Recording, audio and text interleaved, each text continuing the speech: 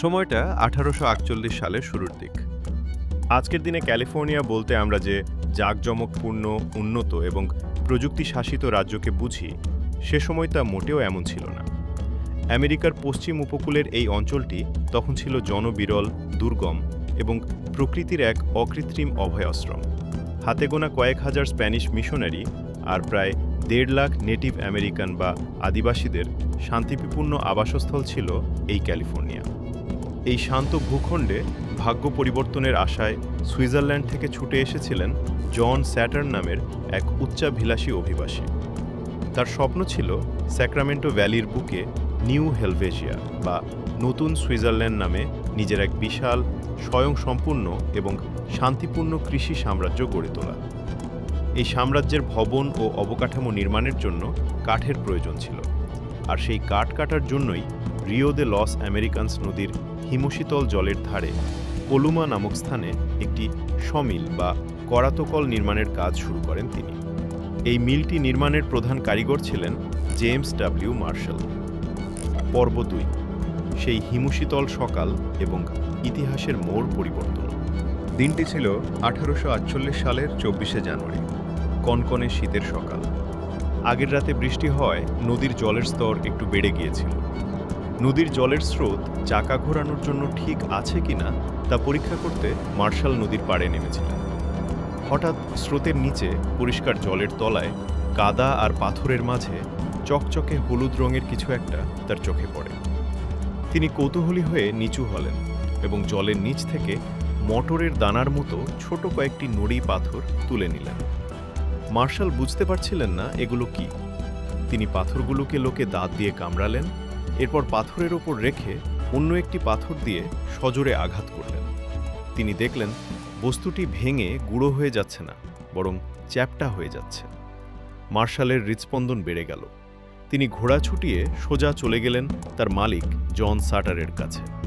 Shutter এবং martial অত্যন্ত গোপনে দরজা বন্ধ করে একটি এনসাইক্লোপিডিয়া বের করলেন। বইয়ের নির্দেশিকা অনুযায়ী পাথরগুলোকে বিভিন্ন রাসায়নিক দিয়ে পরীক্ষা করলেন। নাইট্রিক অ্যাসিডে ডোবালেন, পাল্লায় মেপে দেখলেন। কোনো সন্দেহ রইল না, এটি কোনো সাধারণ পাথর বা ফুলস গোল্ড পাইডাইট ছিল না। এটি ছিল নিরেট ২৪ ক্যারেটের খাঁটি সোনা। পর্ব ৩, ভূ রাজনৈতিক মাস্টার স্ট্রোক এবং এক অদ্ভুত পরিহাস। জন সাটার খুব ভালো করেই জানতেন, এই খবর যদি একবার বাইরে যায় তবে তার এই সাজানো কৃষি সাম্রাজ্য মুহূর্তের মধ্যে লোভী মানুষের পদদলিত হয়ে ধ্বংস হয়ে যাবে। তিনি মার্শাল সহ তার সব শ্রমিককে শপথ করালেন এই গুপ্তধনের কথা যেন কোনোভাবেই জনসম্মুখে না আসে।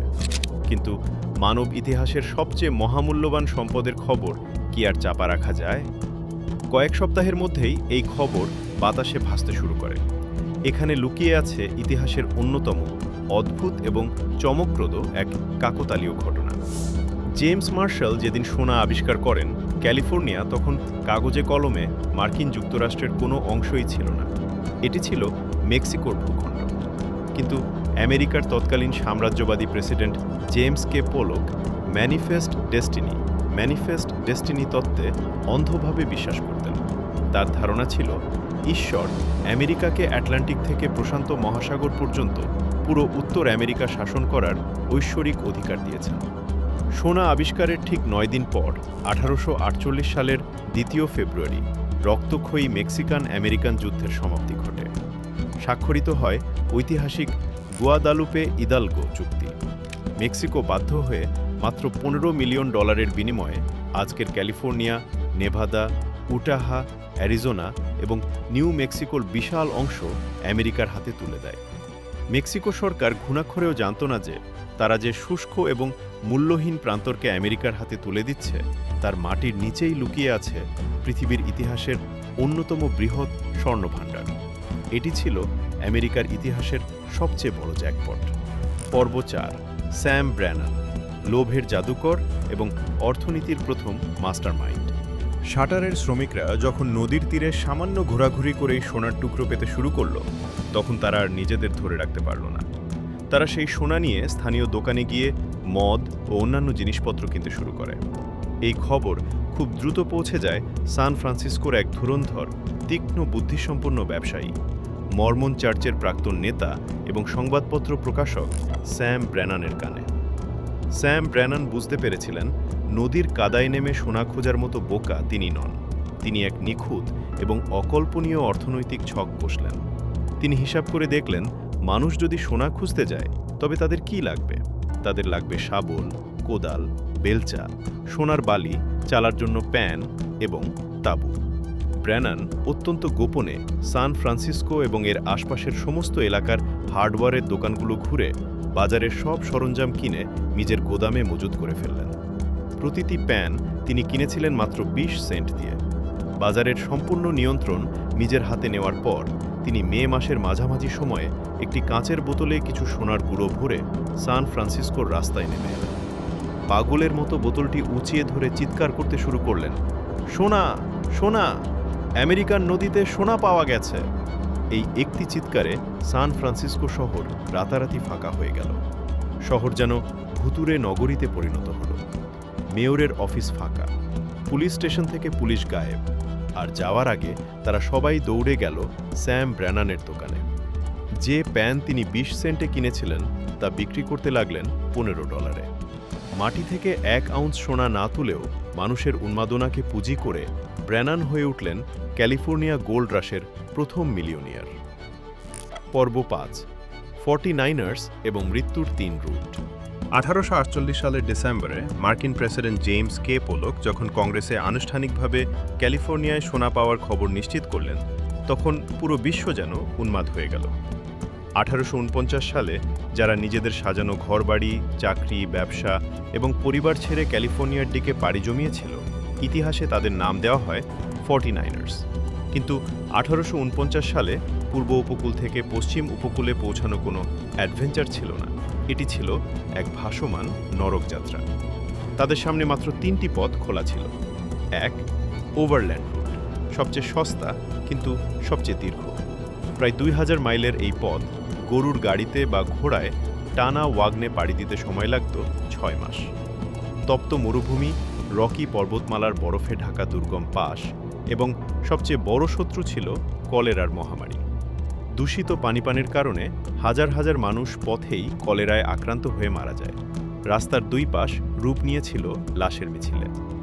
এর আগে ডোনার পার্টি নামের একটি দল রকি পর্বতে আটকে গিয়ে খাদ্যের অভাবে নিজেদের মৃত সঙ্গীদের মাংস খেয়ে বেঁচে থাকার যে রোমহর্ষক ইতিহাস তৈরি করেছিল তা জানানোর পরও মানুষ সোনার লোভে এই মৃত্যু ফাঁদে পা দিয়েছিল। 2, পানামা রুট। যারা স্থলভাগের কষ্ট এড়াতে চাইতে তারা সমুদ্রপথে পানামায় পৌঁছাত। কিন্তু তখন পানামা খাল কাটা হয়নি, তাই তাদের জাহাজ থেকে নেমে পানামার গহীন বিষাক্ত সাপ আর মশার উপদ্রবে ভরা দুর্গম জঙ্গল পায়ে হেঁটে বা খচ্চরের পিঠে চড়ে পাড়ি দিতে হতো। ম্যালেরিয়া এবং ইয়েলো ফিভারে আক্রান্ত হয়ে হাজার হাজার মানুষ ধুকে ধুকে মারা যায়। 3, কেপ হর্ন রুট। সবচেয়ে ধনী ব্যক্তিরা জাহাজে করে পুরো দক্ষিণ আমেরিকা মহাদেশ ঘুরে কেপ হর্ন পাড়ি দিয়ে ক্যালিফোর্নিয়ায় পৌঁছাত। এই যাত্রায় সময় লাগত 5 থেকে 8 মাস। বিশাল বিশাল ঢেউ, টাইফুন আর জাহাজে স্কারভি রোগের প্রাদুর্ভাব এই যাত্রাকে দুর্বিষহ করে তুলত। এই উন্মাদনার কারণে সান ফ্রান্সিসকো শহরের জনসংখ্যা কয়েক মাসের ব্যবধানে কয়েকশো থেকে 25,000-এ পৌঁছায়। পর্ব 6, বুমটাউনের বিভীষিকা, চরম মুদ্রাস্ফীতি এবং ভিজিল্যান্ট জাস্টিস। ক্যালিফোর্নিয়া পৌঁছানোর পর এই 49ersরা যে বাস্তবতার মুখোমুখি হয়েছিল তা তাদের স্বপ্নের সম্পূর্ণ বিপরীত ছিল। 1849 সালের শেষের দিকে সারফেস গোল্ড বা উপরিভাগের সোনা প্রায় শেষ হয়ে যায়। এবার শুরু হয় অমানসিক পরিশ্রম। বরফ গলা নদীর কনকনে ঠান্ডা পানিতে সারাদিন কোমর পর্যন্ত ডুবে থেকে রোদে পুড়ে কাদা এবং পাথর ছাকতে হতো। অধিকাংশ খনি শ্রমিকই দিনের শেষে মাত্র $2 থেকে $3 সোনা পেত। মুদ্রাস্ফীতি বা ইনফ্লেশন ছিল চরম পর্যায়ে।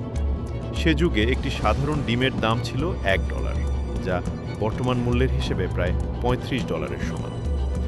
1 পাউন্ড কফির দাম ছিল $100, আর এক জোড়া সাধারণ বুট জুতো বিক্রি হতো $50। সারাদিন হাড়ভাঙা খাটুনি করে শ্রমিকরা যা পেত তার পুরোটাই চলে যেত খাবার কেনা, সেলুনে মদ্যপান করা এবং জুয়া খেলার পেছনে। পুরো ক্যালিফোর্নিয়ায় তখন কোনো সরকার ছিল না, পুলিশ ছিল না।